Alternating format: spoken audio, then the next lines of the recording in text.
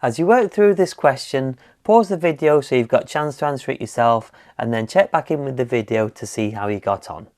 So question 1a. Crude oil contains different sized alkane molecules. Explain what an alkane is.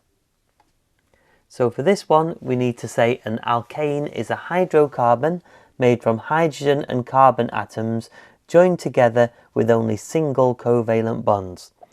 You could also say they have the general formula CnH2n plus 2. Question 1b. Useful products are obtained from crude oil by fractional distillation. Explain how this works, and this could be a 6-mark question. So there's a diagram to prompt you. So first of all, we need to say that the crude oil is heated as it enters the fractionating column. The hydrocarbons in the oil turn into vapours when they get heated up. The top of the fractionating column is cooler than the bottom. This means the vapours cool as they rise up the column, and as they cool, they're going to condense into liquids.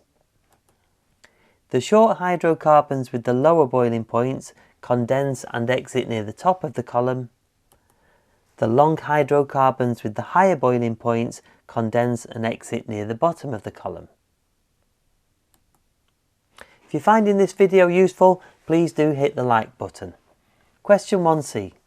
Petrol contains alkanes between 5 and 10 carbon atoms long, whereas fuel oil contains alkanes between 20 and 70 carbon atoms long. Compare the properties of petrol and fuel oil. So for this one, you need to know the properties of short versus long hydrocarbons. So we need to say things like petrol will be more flammable, petrol will burn with a cleaner flame. Both of these are because petrol is a shorter alkane.